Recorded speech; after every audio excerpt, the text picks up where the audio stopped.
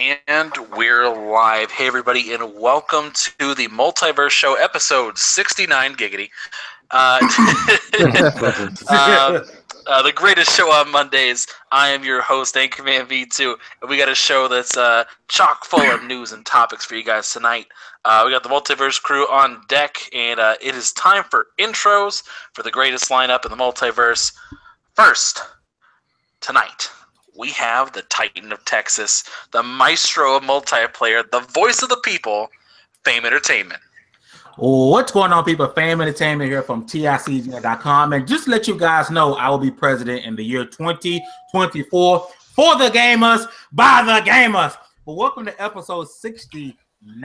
Yeah, buddy. It's more like a double XP episode with that 69. Yeah, buddy. But yeah, we got a great show for you guys, a great panel. It is going to be amazing. I apologize for my absence. Things happened because I'm an adult. And yeah, thank you guys for having me back. And I am ready to roll. Yeah, buddy. All right, and we have the Chief of Achievements himself, the one true King of the North, Undead 3XVI. What's going on? Glad to be back on this very sexual podcast today. Yeah. Sensual. Sensual? Oh, it's sexual. Sensual, not sexual. Oh, well, we're demonetized. We're over. Okay, that's been episode 69. Yeah, glad to be back on the show, talk some games and movies and whatnot. All right, and now, the man of myth, the Brit of wit, the Caesar of cinema, our own James Wilson. I wonder who came up with Caesar of cinema, because I love it. You're welcome. I'm going to put that on a business card. Hello, everyone. James Sterling Wilson from The Inner Circle, doing the film reviews and loving all the radio heads. I'm very tired. I'm doing actual work for my university course. And it's 1:06 a.m. Let's get crazy, fellas. Let's get crazy. All right. Ladies and gentlemen, the phenom of Philly, your Italian companion, the infamous Mike P. The Truth. Yo, what's going on, guys? It's Mike from The Inner Circle. Thank you once again for joining us for a wonderful episode of the Multiverse Show. You could also call me the Don of Deletion. Yes. Very nice. I can't believe I didn't think of that one. I'm really mad now. Oh, man. All right. And we also have our guest for the evening over from the original Next Level Gaming. The absolute, undisputed king of Forza, Crazy Juan. How you doing, my friend? Hey, what's up? Crazy Juan. The Dark Souls of the NLG crew. And That's fantastic. Just happy to be here. Ready to talk some gaming. Thanks for having me on. I don't want to be that guy, but Anchor, what was that game that you just mentioned? Forza. Sorry. Thank you. Indeed. I'm so sorry. I've killed 6 Italian children by mispronouncing it. The thing is, for anyone who says Forza and thinks it's Forza, I want to see them try and legitimately say Pizza. Oh, what was it? I heard someone say Forza. It's a good one. Like, no, this is not Ford. Don't worry, my one friend pronounces it with like a double O sound. He calls it Fuza. I'm like, no. Fuza. I'm like, you're missing the R, bud. Won't have you playing the Fools. All right. So, real quick, as we do every week, we need to go over what everybody has been playing. And let's start with Crazy Juan, our guest this evening. What have you been playing, my friend? Obviously, I've been playing some Forza, and I've been really enjoying the Forza Motorsport. And yeah, it's a great game. We can talk about that in detail later. That's been a fair amount of my time. Cuphead has been Cuphead's so great for getting my butt kicked for a while and dropping it and coming back to it and doing it again. And it's a great drop in, drop out kind of game because you're not really, you can die, but you don't lose a ton of progress. So it's cool like that. Let's see what else. Played the expansion for Halo Wars 2, The Awakening of the Nightmare. Happy to see the flood back. Blur cutscenes in a $20 game. It's a whole campaign. I mean, it's just if you don't hate Halo Wars concept, if you don't hate the RTS, you got to do it. It's the best. This is the best Halo content since 3, Ooh. Oh wow, even 3. Yeah. All right, yeah. So, all right. So yeah, I've been playing Cuphead myself. Have a good time, enjoying myself, but pacing it out. Just. I'm not trying to binge myself too heavy on it. I finished all of Inkwell Island 2. Well, that was our 1 first. A couple into 2. I'm like, okay, it's slow and steady. I'm not trying to kill myself on this one. You focus on 1, you play him a little bit, you figure out his path, and then you come back the next day and kick his ass when you get in there. So just try to absorb the whole thing. And also, I'm mainly into Cuphead mainly for the animation and just looking at different styles going on. I gotta take my time because there's so much included on every little level. It's perfect. Love it. Been playing. Actually, got back into Overwatch. I don't know why I'm playing Overwatch, but I am playing Overwatch because it's a really good game. That's why. It is a really good game, but I really should be holding off and waiting until the next event, which should be coming out soon. Actually, I mean, it is October. I mean, I liked it better about, when like, it was tomorrow. I liked Overwatch better when it was Team Fortress 2. God, what are these dudes? But yeah, finished Turing test, and What do you think of that? Uncharted 4 still. Turing test is okay. I mean, it's the same guys who made Numa, so I'm like, it's okay. Yeah, I didn't hate it. I bought it whenever it came out and went through it in a day or two. But it's gold now, so it's not. It's probably one of the better things this month. Yeah, it's fine. It's fine. I got mad because here's the thing I'm running into right now is I'm buying games I don't need to buy. And it was like I bought it because it was like $9, and I was like, "Yeah, I'll play it, get the easy 1,000." I was like, "All right, I'll do it that way." And then bought it, then didn't play it for 3 months, and I picked it up last month. I was like, "Okay, let's start playing it." And then they find out, "Oh, it's gonna be free next month." It's like, I just waited. I did forget one that I've been playing. I did play some Jet Set Radio Future too because I did that for our retro segment over at the NLG show, and I tell you that game holds up so well and has such a killer soundtrack. Oh man. I love that game. But yeah, all right. So, Fame, Mr. I've been gone for a month and I didn't tell nobody. What you been playing for the whole month? Well, here's the thing. I was playing Watch Dogs 2. I'm playing Watch Dogs 2. I finished Uncharted Lost Legacy. And then I've had Cuphead bought and paid for since the moment you can pre-order it. And everything went to hell when Destiny 2 released. And all I've been playing is Destiny 2. I try to pick up other stuff. I haven't started Cuphead yet, but I tried to pick up and play other games, and I ended up floating right back to Destiny 2. So Destiny 2 is pretty much all I've been playing religiously for the past, 2 weeks. I do plan on getting on Cuphead probably sometime this week. But then once the game of the year drops, South Park Fractured Butthole, once that drops, Destiny will take a back seat for South Park because that's the one game that can get me off of Destiny right now. Destiny. I've already gone past the point, at least with Destiny, where I'm kind of like, all right, I played it. I'm good. I'll just kind of sit back and wait. And you must be game sharing. Ain't no way you drop 60 and then not care about it no more. No way. Hey, I bought Destiny 2 a week and a half ago, and it's still sitting on top of my console. What did you buy it for? Xbox. Wow, yeah, because he's ran with us. Crickets. Damn. I ain't gonna lie. So I have a Destiny 2 clan that I started, Lawless Gang, and we play religiously like almost every day. We're all together playing that thing. So yeah. It's definitely fun. Like I'm sure if I would have bought it on Xbox, I would have had, fun with people. But I don't know, man. Some of my Xbox friends have let me down recently with these lockdown party chats and hey, you guys want to get on? Oh no, I'm busy. But when I talk to the Lawless Gang and hop on PS4, everyone hops on. So down by my team yet. I skipped Destiny 2. I played a fair amount of Destiny 1, and I didn't not enjoy it. But when the first DLC was kind of lackluster, it kind of lost me a bit. I just never came back. Well, Destiny I know it got better. Really didn't get good until the second year anyway. Yeah. I had buddies that dropped like 1,500 plus hours in it and they're lost to me now. But gone now.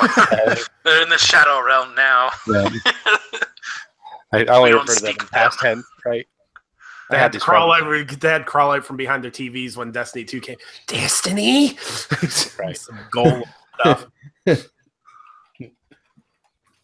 But yeah, no, it looks not terrible. I mean, like I said, it with my current budget and having things like Mario and things coming for the Switch and the X, I'm dropping the 500 on the X. Destiny just didn't make the cut. All right, fair enough. All right, so let's ask Mr. James Wilson. What have you been playing, my friend? What have you been up to? Well, I haven't been playing many games, but my roommate, who has never played a video game other than Call of Duty in his life, I'm making him play Bloodborne. Good man. Why would you do that to him? Yeah, why not? Because he's really enjoying it, and he understood okay, so this is one of the funniest things I've ever seen. You know, in Bloodborne, you know that sick room right at the beginning, there's a wolf that kills you so you can die? Yeah. Yeah, okay. So he goes up, when he goes back to the Hunter's Dream, gets the gun, and the weapons and all that. He comes back into the sick room, and he goes up and just shoots it repeatedly until it dies. Which you would never do, because if you knew. But again, if you didn't know, and all you play the shooting games, you think, oh, I get a gun, I'm going to shoot it. Okay. And then it was so fun to watch him for 40 minutes. It took him 40 minutes to realize, you know what, maybe I should use the sword that I got instead of the gun. There you go. But having said that, after that 40 minutes, in the next half an hour, it clicked. He got it. And it was watching him like find the routes, learn the maps, learn how to do the visceral attacks, clear a boss in about 2 hours. It was glorious. And now we're nearing the really, really cosmic horror stuff in the thing. He's just beaten the Celestial Emissary. We're fighting Ebrietas. That's taken a long time. But no, I'm having a great time watching him do it, because I know that game inside out. So, like, giving him all the lore and all the backstory, and he's finding it really interesting. It's a really fun way to play through it again, to watch someone else experience it for the first time. Yeah, it's always cool when you can broaden someone's horizon. Yeah, and it's really good fun, and he's having a great time, and he's really interested now getting into games as the more artistic games proper, which is my super genre. So we're going to be going through Resi, The Last of Us, What Remains of Edith Finch, all of that lot. Can't wait. Edith Finch. Oh, don't start him on Edith Finch too soon. Yeah, you gotta let him build up to that. He's gotta be able to appreciate it. Well, we're going to play Journey next, I think. All right. Leave it in the comment. In the comments in YouTube? Leave what game should I get this guy to play who's never played a proper video game other than COD and now Bloodborne? Inside. Oh, I hate Inside. How can you hate Inside? Just listen back to last week, and when I went into detail about why I hate Inside. I don't have an Xbox, so we can't play Cuphead. Okay. Blasphemy. So no Ori either, because Ori would be a pretty good. Ori, oh my god, yes, Ori. Love Ori. Yeah. All right. So, Mike, what have you been playing, my friend? What you been up to? So I've been playing Forza 7. I put a few hours into that this weekend. I also played Cuphead. I got through the first 4 bosses in Cuphead. Last one I beat was that first boss when you get the Zeppelin. And other than that, I was actually able to pick up a Super NES Classic on Friday. So I've been playing around with that a little bit. Mainly Star Fox. You didn't resell it and make $1,000 like everybody else has been doing? Jesus. Yeah, buy the X with your NES Classic. But anyway, off of that, I've mainly been playing Star Fox, and the game I put the most hours into is Super Mario RPG, which holds up just as well today as it did when it first came out. So I've been enjoying it. Emulation is pretty spot on. Selection of games is good. Only game that I wish was on there is Primal Rage, because that is my favorite fighting game of all time. I wish that was on there, but it's not. Is Chrono Trigger there? I don't think it is. Chrono Trigger is not. No. Is Final Fantasy VI there? It is. It is. Sorry, for Americans, Final Fantasy 3. Yes, that is on there. And it is there. Good. All right. Okay. That's it. That's all you need to play. Zelda, Link to the Past is still you don't need Link to the Past. You only need Final Fantasy 6. Oh yeah, no. Final Fantasy 6 is one of the top games on there. Super Metroid too. Yeah. Super Metroid's badass. Almost perfect. All right. And let's ask the Chief of Achievements himself, who's doing his own run to even get the Xbox One X. Nick? Well, I've been playing Forza 5 Motorsport in between grindy indie games. In the past few days, Gone Home, which I almost fell asleep in the hour I played it. God, oh come on, guys! Delete. What is the Gone Home hate? It's so. It's so okay. If Gone Home had been my first walking simulator game, I would never have bought another walking simulator game. That's all I will say on it. I do not want to go into detail on how disappointing that game was compared to what remains of Edith Finch and others. Edith Finch isn't a walking sim. Oh. Kind of not, but it kind of is. Okay, there's more of a game to it. Well, yeah, but it's not like Dear Esther. Oh, now that is. I agree with you. But Gone Home, there's stuff there. It's one small area that they just filled with stuff, with the best jump scare in gaming. I didn't even jump. I'm not even gonna lie. I had headphones on and everything, and it was 3 o'clock in the morning, and I barely even jittered. Was it the moment? Yeah, I didn't find it. I don't know. In the hidden passageway, oh man, I can't. It's so good. So yeah, 100% Gone Home. I had a couple of people actually send me gift me games that were easy completions. Shout out to some of the people from TrueAchievements.com for being really awesome. I completed a game called Nutjitsu, which was bizarre. What? Yeah, I remember that. I had forgotten that game. Yeah, okay. Yeah, basically it's like Pac-Man almost, but you're a squirrel, you're stealing acorns, and yeah. Anyways. I completed that. Sure. I'm playing a game called This Is the Police, which is pretty cool. Yeah, I'm just balancing out some games that are easy for Gamerscore, and then going back and playing some, like I said, Forza 5, and I'm starting Halo Wars 2 again. So I'm really looking forward to that. Probably pick up the DLC for that at some point. Yeah, just generally enjoying myself, trying to win this Xbox One X. All right. And now we finally got through that one. Whew.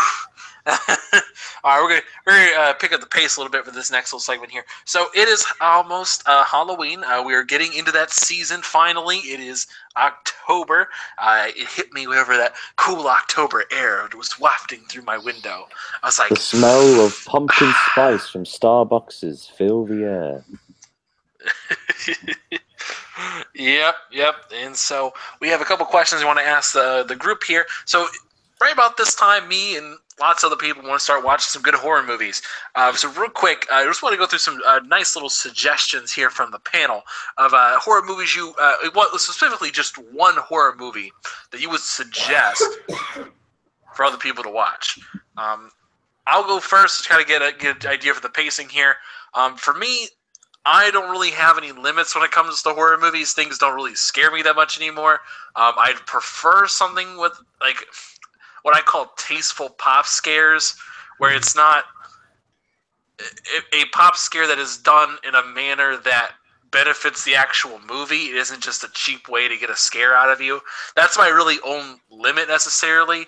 Other than that, almost any subject matter is fair game. I don't have a safe word when it comes to that kind of stuff.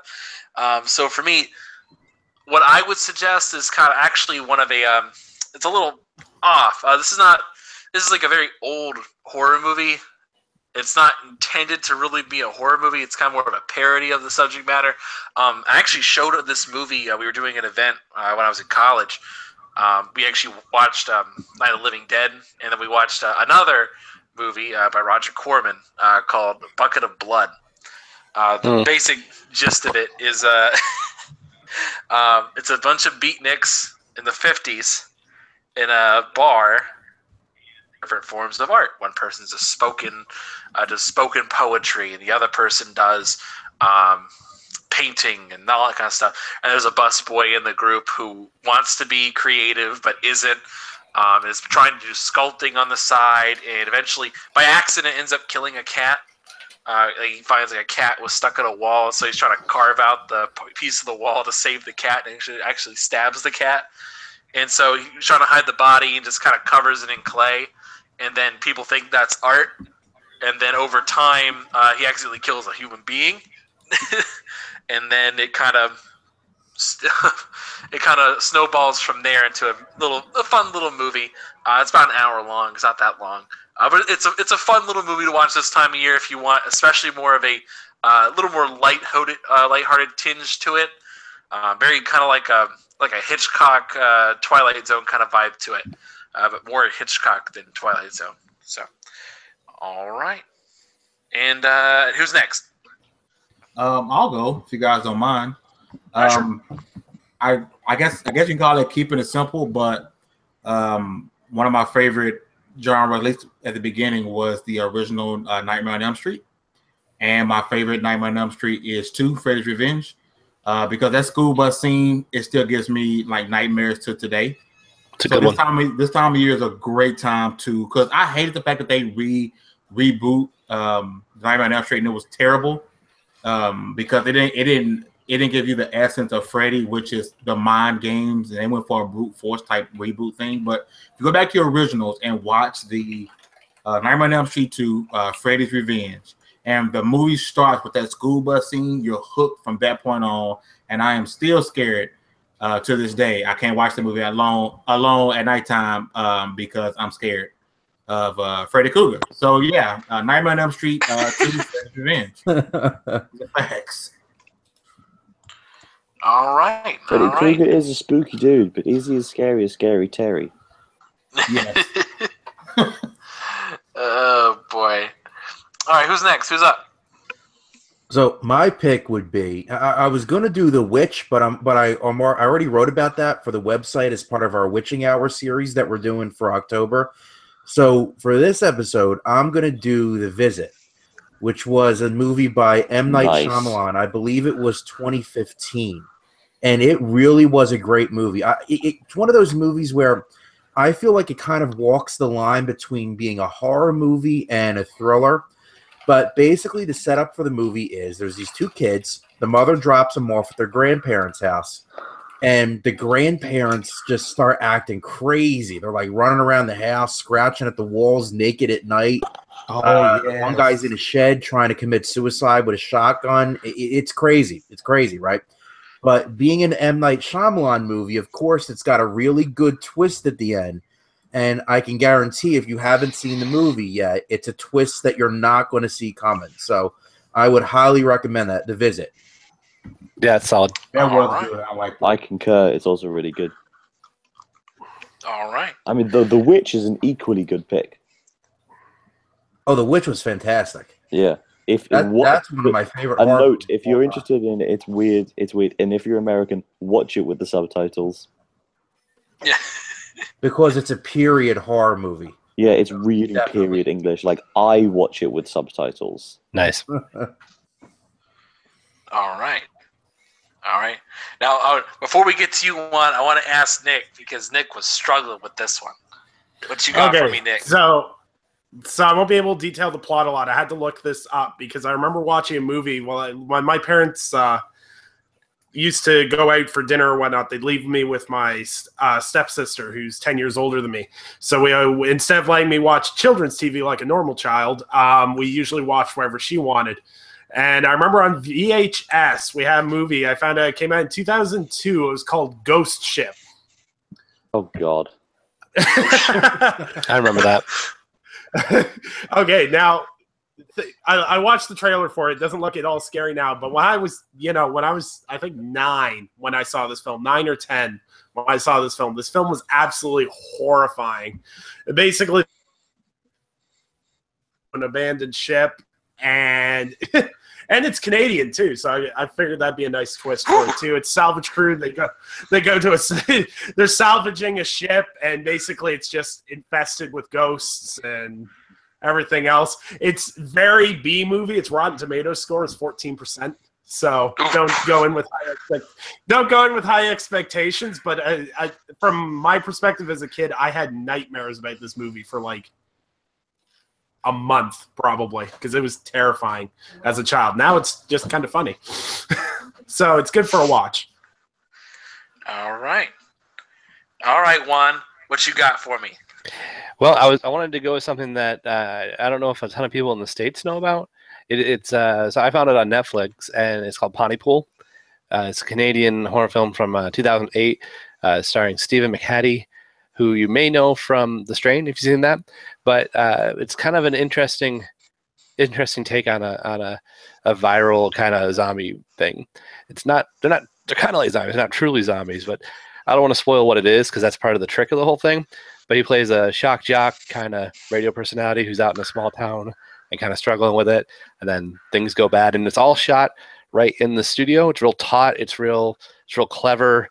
And it's got some real catchy kind of, a catchy kind of viral virus. So, yeah, can't recommend it enough. It's really underrated. That sounds good. That is a fantastic pick, and you have outdone me, sir, with a more obscure horror film than the film critic on here. It's we watch horror anything in our place. My wife and I are, it doesn't matter horror, we're up for it. Bad, good. All right, so I have probably the most recent pick out of any of these from 2014. I think there's a horror film called It Follows. You probably might have seen it. Oh, this one. Yep. Yeah. So a lot of I can hear from the tone of your voice. You're one of the people that don't like this film. Which tone? Because I love it. I like the concept, but when you realize the actual mathematics behind it and the reality behind it, it's really not that terrifying. Okay. So the concept between It Follows is there is a sexually transmitted disease that forces a demon to follow you forever, but they can only walk, and they can look like anything. They can look like anyone that you think of, but again, they can only walk. So the moment that the film tells you these rules, you're constantly looking in the background just to see if someone's walking without purpose, or without seeming purpose, and then sometimes they'll walk to the camera and the characters get really freaked out, and then they'll just keep walking. And then it'd be nothing. I think, as a cinema experience, I thought it was really, really terrifying to watch it the first time. I agree with you. On subsequent watches, it sort of loses the sheen. And when you think about the logistics of running away from this thing, it's not the hardest enemy to run away from. But if you live in an urban area, it's like, okay, yeah, that's pretty terrifying. But then it's like, then you realize that isn't the limitation of it, it could only walk on land? I don't think that's ever stated. We don't know. I don't know. I always heard that was a limitation of it. But it was like, okay, then you just move somewhere else. And then you calculate, okay, how long would it take for somebody to walk? Even if water's not an issue. You literally get on a plane, you fly over to Japan, and then you calculate how long it would take for someone to walk around the ocean floor to get to Japan. And you're like, okay, I've been here for 6 years, time to move. But considering no one can see it other than the person who's it's coming to get, what's to say it doesn't walk onto a plane? Yep. Yeah, but it doesn't stop, does it? It just keeps walking. It'll just keep going up and down the aisle. I don't know. I feel like you keep bumping into something. Someone would figure it out if it was in a. I think I agree with you. The long-term aspects of this, but for the single scenario that is presented in the film, I think it works perfectly. Especially since it's got some of the best scares, individual scares of recent times. Because also the music. Because then the music as well is so John Carpenter and synthy, and I love it. I completely forgot. Who did it? The Massacre. Disaster Piece. Same dude who did the Fez soundtrack. Yeah, Disaster Piece. Yeah, So great. Great music. Yeah, It Follows. Alright. It Follows is fantastic. Yep. All right, so pretty And it's on good Netflix, I suggestion believe. list. Yeah, that would be a hell good. of a weekend. That'd be a hell of a night, a long night with the misses going through all those. That'd be awesome. Yeah, and pretty diverse, honestly. I was a little surprised about that. I was like, all right, cool stuff. So basically, All with right. what we've picked, we're telling people to constantly be moving, don't fall asleep. Don't trust artists. Don't trust. Don't trust artists. Don't go to Canada. Or don't speak in terms of endearment. I was gonna say Pontypool's like 3 hours from where I live, so I'll pass. Which is Nice. So, as an English person, Pontypool, it's the most Welsh-sounding town name I've ever heard. The fact that it's not in Wales is insane. We have a lot of towns like that. Like, you want a real kicker? That Paris, Ontario is half an hour from London, Ontario. Figure That's insanity. that out. And also, just because like London Bridge is not the one that you think of. It's not the one that goes up and down. That's Tower Bridge in London. But I don't think it's Ontario, but that's somewhere in America. There's a replica of what is actually London Bridge over a river in America. Didn't know that. Yeah. I know, right? Hey, we got to get The some more of these you know. topics, man. We're 30 minutes in. We haven't even touched the topics yet. Stuff to do, man. We got to move on. You're the We one who got some put prime 7 space people here. on. I know we got 7 people, but hey, who knows? People actually showed up today, not like 2 weeks ago when everybody Nick abandoned me. Anyway, so we get some of the topics for tonight. First off, we got our first topic for the evening. So Cuphead came out, and as we mentioned earlier, almost everybody here except for James has played Cuphead. I played Cuphead. Are you play? Well, I meant like released Cuphead. Okay, carry on. Yeah. So this is a little article that came out a couple days ago, and I noticed this. And so some people fell for it, and I fell for it initially. So no harm there. But I started questioning some things. So there was an article that came out from a website called Gaming Free Press, and the article was titled "ASU Professor Says Cuphead is Racist, Playing It is a Hate Crime."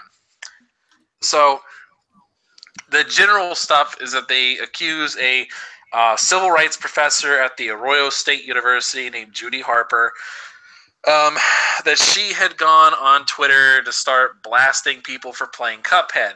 The basic stuff was her main accusation being, "Oh, Cuphead is white, and you have to fight the devil, and the devil's black. He has black fur, so he's black, and so it's racist." Wait. So, since the devil's black and hairy, and more importantly, it's like you can't tell his skin color because he has black hair. He's clearly a Oh my god, everything's racist. I think everybody here agrees. Was it? I said, are you sure this wasn't Yes. a Polygon article? No, Actually, it sounds like a Kotaku this piece. is an article. Now, this is an article by Gaming Free Press. So I asked a question, specifically asking, well, because here's the quote that they had. Here's the exact quote. I'm going to read it. It says, "Cuphead is an abomination to people of color. Cuphead is white, so is Mugman, and they bet their souls to a black devil. Purchasing this game is a hate crime. Playing the game is the equivalent of genocide." Now, What? Wow, that's a lot of big here's the words. thing. Wow. I asked one question. I actually got them to follow my Twitter account. I got the Gaming Free Press Twitter account to follow me. And I asked them a question. Show me a source. He said it would happen on Twitter. Where's the screenshot? Where's the link? Where is this person? I want to know. Where are they? And they followed me and they liked my tweet and then never touched it again. No response. Nothing. So I took it upon myself to try and find this person. Can't find him. Can't find him. Looked on LinkedIn, couldn't find their LinkedIn account. So I'm like, this is interesting. I can't find this person at all. This is a little interesting. So I'm beginning to think, I don't know what you guys think about this, but I'm beginning to think that this is a fake article. It's fake news. Of course it's a fake They're the only website that reported it. They don't have a link. The fact that they acknowledged my request for a link and then provided nothing only confirms this to me. And so then the real question here is not if Cuphead is racist. The question here is this just a big lie? Is this something that a publication blatantly made up to start something in these troubled times here in America? Is this just trying to start up something to get some attention? Or are they telling the truth? And I know some of you guys actually got to take a chance to look at the article, but others did not. But I kind of want to get your impressions on this. Like, do you think this is real or fake? Is the question here. Sounds fake as hell to me. Mm-hmm. I saw this article because actually a girl I went to school with posted this on the old Facebook. I regret every time I log into that website. And she agreed with it. And the workaround to this was, this is quite the walk around to how this is racist. So this girl's logic that shared this article and agreed with this article, the workaround is that this art style that Cuphead uses is very 1930s classic vibe, right? Everyone can agree it's very 1930s style. Mm-hmm. And how black people were portrayed in the 1930s in that art style is very dismissive, not very, like if you look back on 1930s cartoons and see how black people were portrayed, it's disgusting. Yeah, obviously is the short version. Don't do that. Yeah, really don't. Anyways, her whole logic workaround of this is because of the art style and how that art style portrays black people. That art style should remain dead because of how it portrayed black people. I mean, if you think about it, this whole thing about Cuphead being racist isn't new. Regardless of this whole article thing, the whole aspect of it being racist isn't new. Like, people have been saying this since like 2015. Like, there's Reddit articles all up and through about Cuphead being racist, and that's because the old Disney Warner Brothers style animation is racist. There's actually a Reddit thread as well that says the same thing. That old style was racist as hell. Now, as the one black person on the panel, I don't give I can't cuss on this show. I can't give two squats, honestly, about the devil, whatever, being black, whatever the case may be. I don't too much care, right? Because it's a video game. Someone who enjoys South Park and the racism they provide to me, can't complain about another game being, even if it is racist, I can't complain as someone who loves South Park and can't wait to laugh at Kanye West's expense, right? So I will say there is a validity to you looking at it that way because of that art style, that era, that old Disney Warner Brothers style era was racist as hell. But I don't think that was the purpose behind this art style. I don't believe that they purposely, okay, we got you two white characters, and then we're going to make the black character the bad guy. I don't think that was I think they went for we're going to show you the difference between this is the good guy, this is the bad guy. That's it. But also, Cuphead is literally a cup. and also, his body is black. He just has a white cup head. Oh, I think it's definitely reading into it. I mean, like, I think it would be different if they had a boss or a character or something that was black and was done in that style of animation. Right. But clearly they avoided that whole pitfall area because that would be a landmine of a thing to do. Now, if he had big old lips and he eats a watermelon real fast, okay. Okay, are we talking? Okay, fam, are we talking about that Jay-Z video there? Yes. Yeah. Okay. If it's that, yeah, then I would block anybody who bought this game, right? Because that's racist as hell. But this isn't that. All right. I think the problem is with things like this, it's like I feel like it's really reading in between the lines, and they were looking to find something that wasn't there. I mean, if you think about it, about a month ago, Super Mario was racist because he was wearing a sombrero. God. Yeah. I like how they It's cottoned on but to him that's being not the racist. question, though. This isn't the question specifically. And Fame, you were out for a little bit. The question was, did this particular group here that wrote this article, where they don't cite a source, they don't show anybody. Oh yeah, it was in the chat earlier. I'll re-bump it for you. Thank you. Because I hit them up. I was like, hey, where's the source? I want to see a link. I want to see where's the Twitter account. I want to see this. I want to see where this person was. They liked it. They followed my account. They followed my Twitter account, but never answered. See, here's the thing. They cited what? A Berkeley professor as their source, correct? That was the cited. That was what the I understand. Yeah. Yeah. So if they cited a Berkeley professor, it would be really simple to just go onto the Berkeley University website, look at their list of teachers, and if the name's on there, then you have, usually there's an email, and you could, if you want to dig into it, because I'm sure whoever this person is, if they didn't actually say this and this site's running with it, that could really damage your career. Like that, I don't understand why news sources make up things and say things like this, especially if the person didn't say it, or if it's twisted, or it's there's so many variables. And if you don't, I really don't trust. There's a dime a dozen news site these days. I don't trust anything without sources. I don't even trust pictures and screenshots, because the amount of news sites that have been caught faking tweets, everything else, and twisting things to their own agenda, because there is no accountability when it comes to the gaming news source. Just the whole general area of game news media. There's no accountability whatsoever. So I'm going to just go ahead and say it's probably fake as hell and they're making it up. And if they're not responding to source requests, I don't know too many news sites you couldn't get a hold of and ask for a source and they wouldn't provide it. Fame.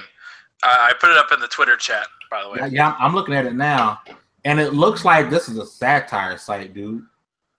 Is it like The Onion?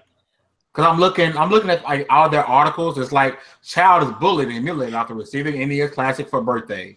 Really? Ghouls sell copies of Playboy, the mansion for PS2 for profit in the wake of founder's death. Like, I found all of this. Like, you never read any of these articles nowhere else. North Korea counsels Guam attack after leader receives Nintendo Switch. This is a satire site, dude. Yeah. The number one related post on this article that popped up for me is court rules calling someone a noob is hate speech. I mean, North Korea counsels Guam attack after leader receives Nintendo Switch. This is a satire site. It's all fake. I'm not sure this is satire, though. Satire would imply something, though. Like, this is not. Okay. I put like this. Okay, so maybe it's just a fake news site. Maybe that's what the term is. This is the first time Donald Trump was right. The first time ever he was right with fake news. This is all fake news. You telling me Kim Jong-un canceled his attack on a country because somebody bought him a goddamn Switch? No. All right, they were hard to get for a while. Oh God. Wow. You know what? I couldn't believe it. Like, it was just like, really? I just couldn't believe it. I was just like, this doesn't make sense.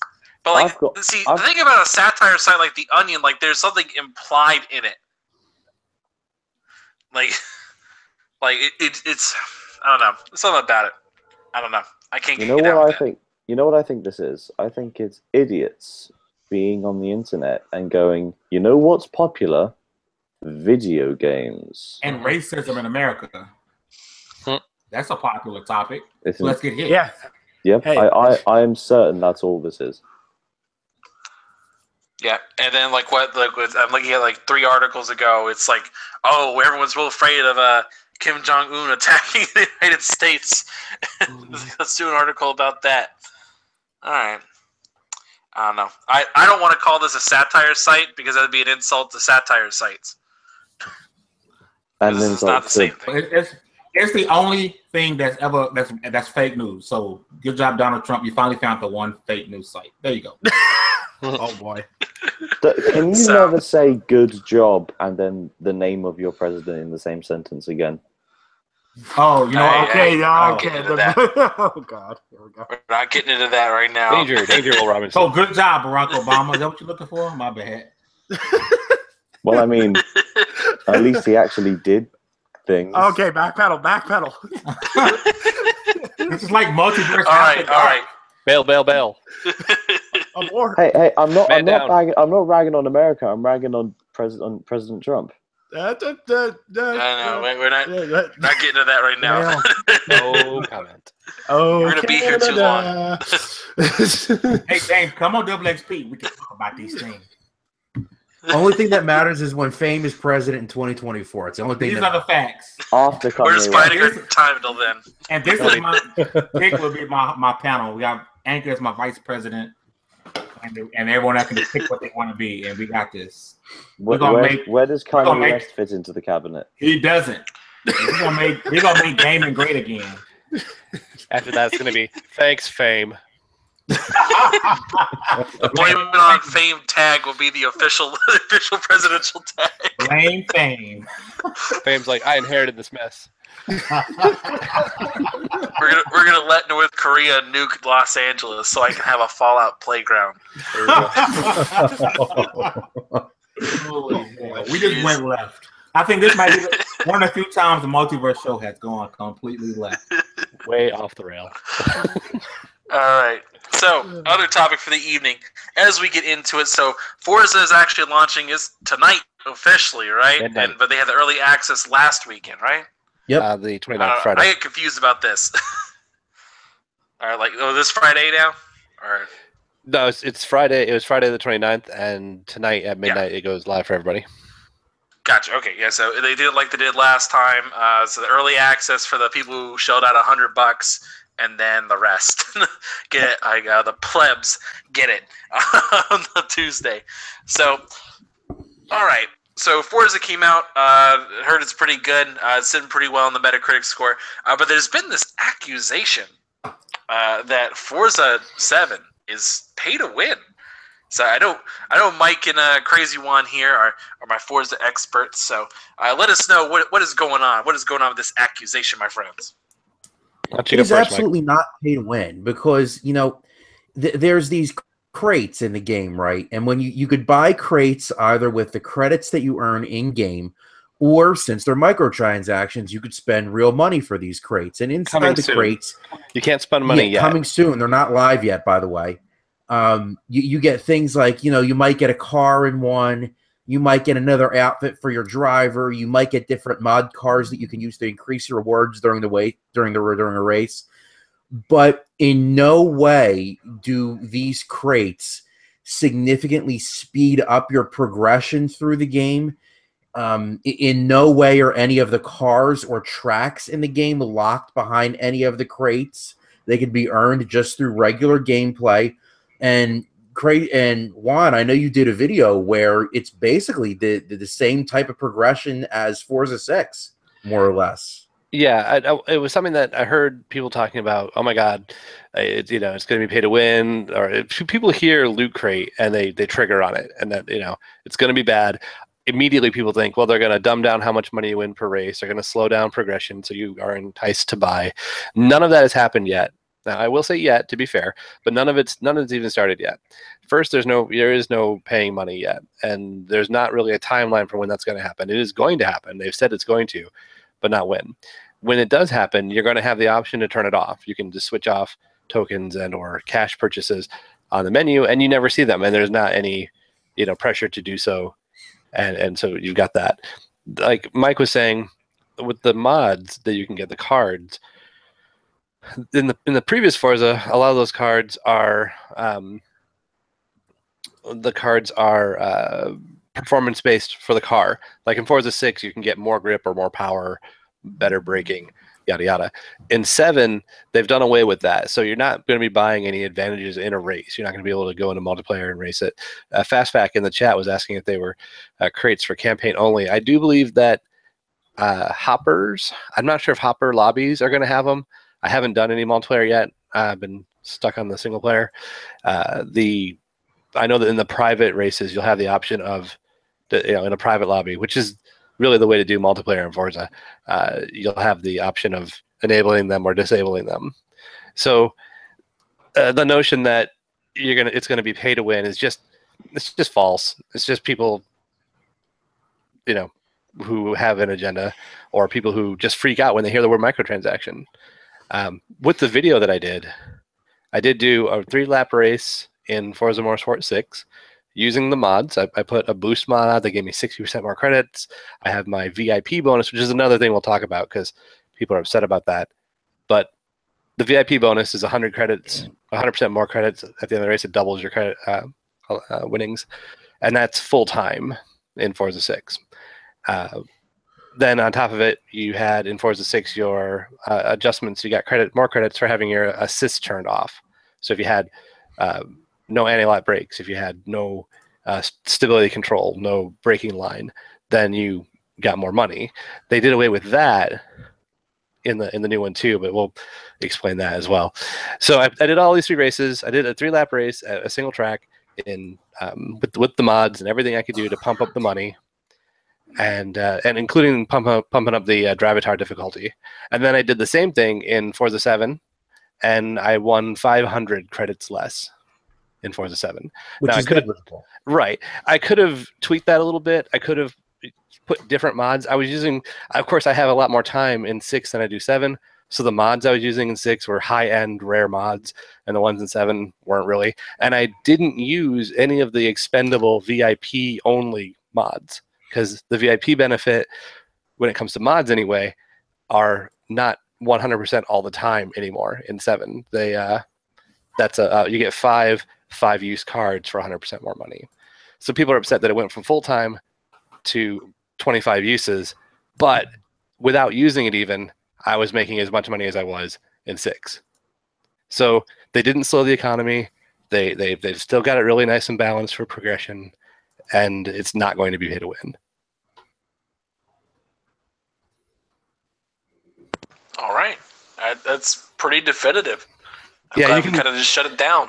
you can head to my YouTube and pull up the video. You can skip through it. It's about 25 minutes to get both races in. I when I edited the video, I took the second race and I ran it at 4 speed, so it's kind of ridiculous looking, but just to get through it. But yeah, no, it was something that was really bugging me, because it's that FUD, it's that fear and uncertainty and doubt that some people have to spread anytime some Xbox game is coming soon, and I just no, yeah, I'm not going to allow it, because there's these people who are writing articles or making a thing about it on Twitter. That's not journalism. That's not I do the work. Someone needed to do the head-to-head and make the comparison. So yeah, I don't think there's any truth to it all being pay to win. Now the VIP thing, the going from the full-time benefit to 25 uses is a little meh.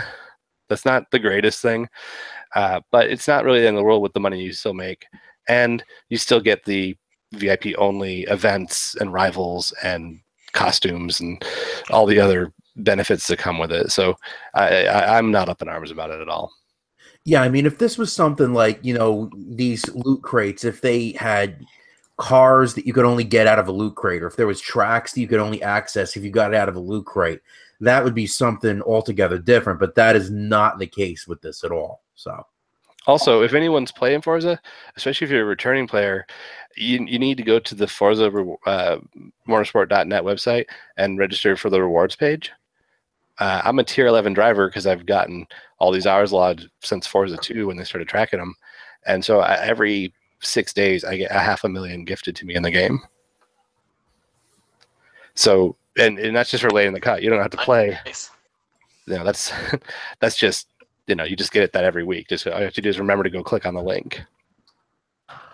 One thing that I gotta say about Forza 2, the game is absolutely beautiful. Like this is one of those games where I tweeted this out a couple days ago.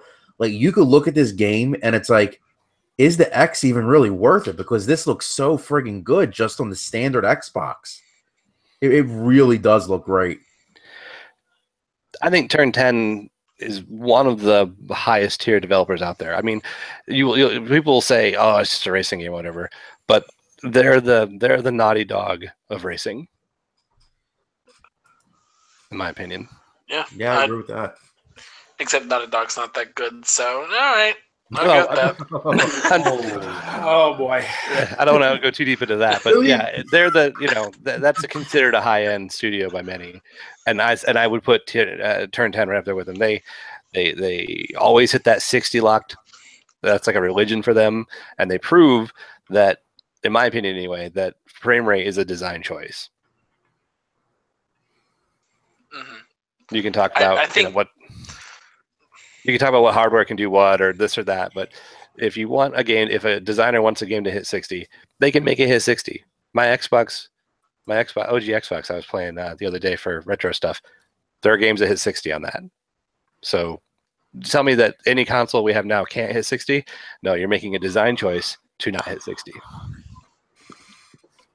Yeah, I agree with that. I think when it comes to all these little choices and all these little things, if it really is a priority for you, you'll make it happen. Like, thing is that it's the visuals that sell though. Mm-hmm. That's why the decisions get made the way they do. It's the effects and visuals that look sweet in a screenshot or marketing. Yeah. All right. So moving on to our last topic for the evening. This is the one that's a little interesting. So last week there was a little article that popped up over at Sony, and apparently they are having a PlayStation credit card. Just so many things wrong with this. So give me 1 second while I pull this up real quick. So at the single notion of a PlayStation credit card, what are your guys' thoughts on this real quick while I pull this up? Well, my initial thought was they can't keep my PSN information secure. The hell if I'm trusting them with my credit score. Well, it's actually it's got to be through some bank, right? Yep. I haven't looked into it, but whatever bank. I mean, it's going to be whatever. I'm indifferent to it entirely. Mm-hmm. I can't wait for the Nintendo credit card. Okay. All right. So James got to dip out for a little bit, but we're gonna let him go. So over at I got the little press release that PlayStation put out. So working with our colleagues over at Sony Rewards and Capital One, we are excited to present a new PlayStation credit card with rewards designed specifically with gamers like you in mind. Beginning today, we're inviting all our fans to start turning your everyday purchases into a number of amazing rewards and benefits. So here's currently what they're offering. If you buy PlayStation products, you get like extra points. And if you pay your mobile phone bills, oddly enough. So go figure. Let's see. So when you apply and get approved after your first card purchase, you get a $50 PlayStation Store code, which is pretty cool. But after that, there's no annual fee, and you customize your card for free with multiple game-inspired designs. So it says the possibilities are endless. Redeem your points for PlayStation games and such. One of the particular ones is if you spend $3,000, you get half off on your PlayStation subscription. For $3,000. For $3,000. Wow. That's a great deal. That is a bargain. Well, what my takeaway from it is it's Capital One, the bank I just learned, and you don't want to owe those MFers any money. You do not want to be in debt to those dudes, because I've been there once in my life after an employed period of time, and man, those are some people that will call you. Like you don't want to owe Capital One. When you were reading that blurb, Anchor Man, I felt it would have been better if it was Samuel L. Jackson reading it, since it's Capital One. Man, this is kind of like, it's just one of those things. Like, I don't think there's anything wrong inherently with owning a PlayStation gift, like, credit card. I don't think there's anything wrong with it. But it's just if on a professional level, if I'm out having a business meeting and I see someone whip out their PlayStation gift, PlayStation credit card, I'm gonna be like, really? Hey, don't this is the one you went with? Don't you dare make fun of my PlayStation credit card with NAC on the front. Wait, I gotta see that's actually an option. There's an option you can customize your credit card, and it says you get many PlayStation like designed and inspired designs. So I gotta see this now. My favorite one was the Twitter reaction to this. Most people, even most of the guys I follow that are PlayStation heads, were like, this is ridiculous, it's silly, everything else. But shout out to some of the fanboys that were like, this is why Sony's the best. They always have us in mind. I'm like, what? It doesn't matter what company put this out. If Microsoft came out and was like, hey, we've got an exclusive Xbox credit card, I'd be like, get out of my face, please. Well, it's like those hard drives. It's like, this is the Xbox hard drive. Okay. Yeah. It's just a regular Seagate external drive with the Xbox on it, and it's green. Right. I actually have one of those, but it was gifted to me. So I do too, but I didn't get a choice. It was a gift. So yeah, it was a gift, so I didn't get to choose. Hey, no shame in having an external hard drive. It's just an external hard drive. Yep, it's just a regular external hard drive. But it's just, I don't know. It's just one of those things. It's like, I don't know. If you were to walk out there and like, like, by the way, we have an official PlayStation or Xbox car, and it's like, you would never catch me driving that. No, I can't. No, I can imagine the next step with the PlayStation credit card: 10% off all Sony picture films. All those great movies you want to see, like the Emoji Movie. See, this is one of those things. Like, this is just a sub thing. I get the feeling that this is Sony trying to dip into other markets with the PlayStation brand, just to see what's going to work. I mean, think about it. You get the PlayStation View. They're trying to put the PlayStation name associated with TV, and it's just that they're trying to. I feel like they're trying to dip their toe and see what works, what the PlayStation brand can push. Just say like, hey, let's try doing financing. Let's try our hand at something else, but with the PlayStation name on it because people like that. That's popular, right? We could do that. I mean, there's no shame in it, but it's just kind of like. But what you got to realize with Sony, though, is they were very much a failing business. I'm not talking console-wise or anything else. The amount of divisions Sony had to close, if it wasn't for the PlayStation success, they as a company would not be anywhere where they are now. The PS4 has done huge bounds for that company. So of course they're going to try to expand the PlayStation brand into other fields so they can get more sources of income. It's the same thing with Microsoft. Yeah, you could sit there and be like, oh, well, the Xbox division isn't that big. They don't pump as much money into the Xbox division as they should because they're Microsoft and they're big money. But Xbox isn't Microsoft's big moneymaker. That's not where Microsoft makes a good portion of their profit.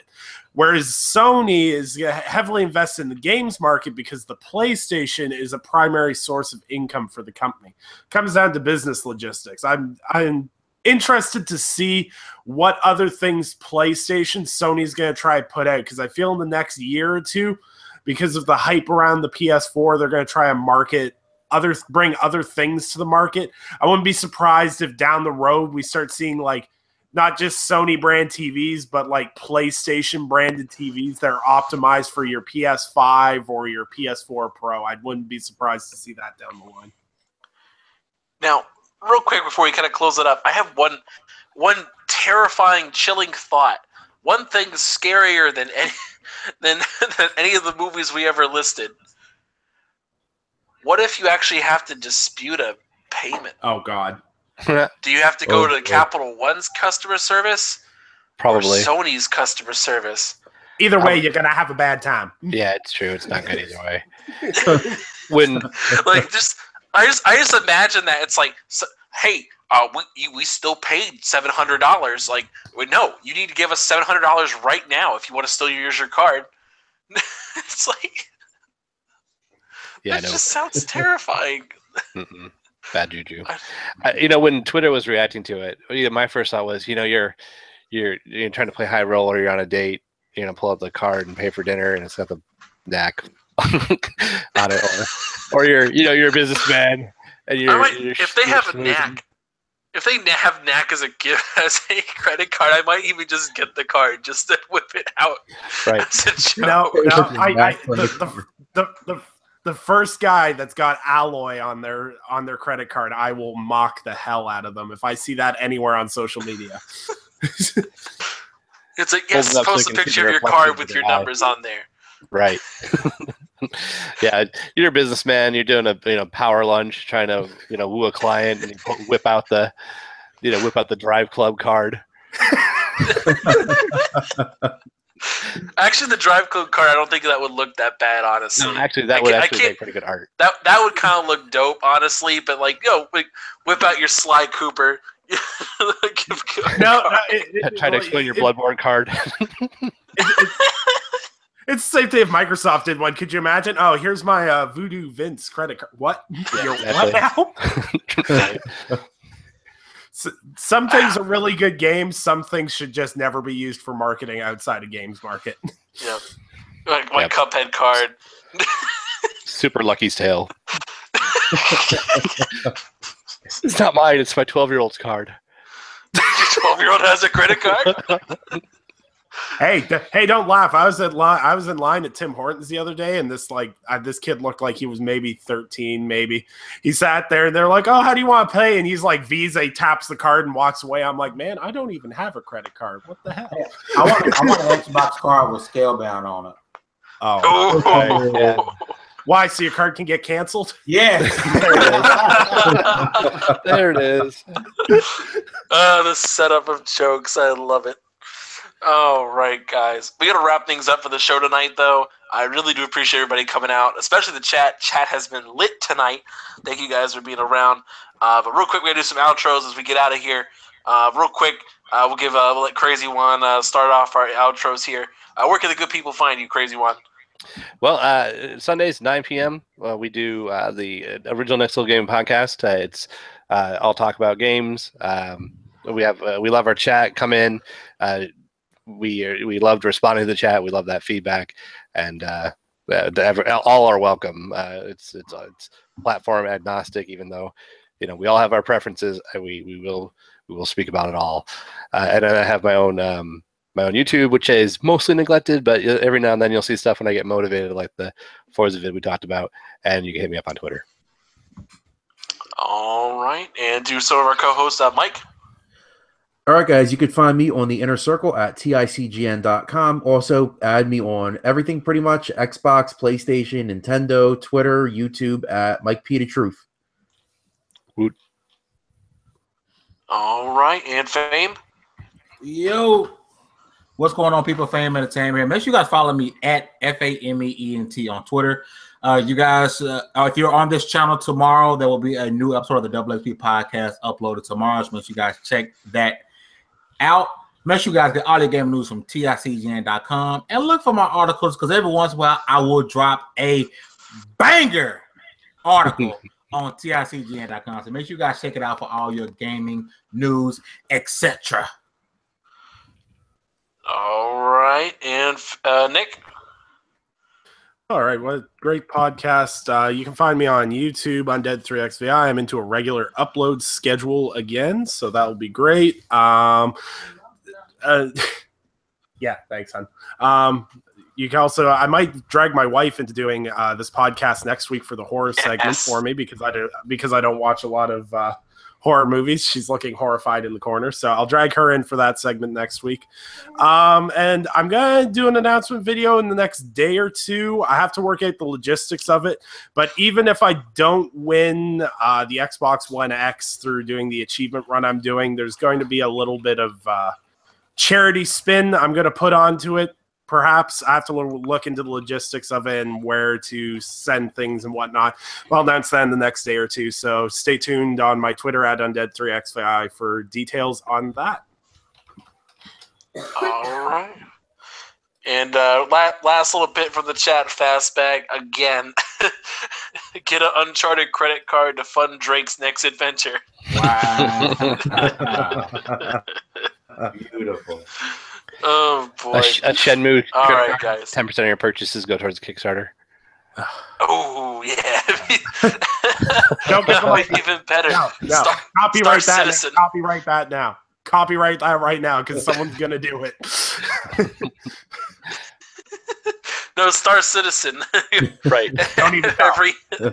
Don't even talk about that game. Okay, I funded that game. Don't even talk to me. Man, what is wrong with you? You got any problems, man? Congratulations, you've been approved for the Last Guardian credit card. You should expect to receive your new card in 10 years. But you'll see it at every E3 presentation going forward. Yeah. Here's your card. Gotta wait. Your interest rate is still increasing because you haven't paid enough. So, oh god. Anyway, guys, that pretty much wraps up the show here for episode 69 of the Multiverse Show, the greatest show on Mondays, and we are out of here. Thank you guys for checking us out. We'll be uploading this in just a few minutes to everything else, and see you guys later.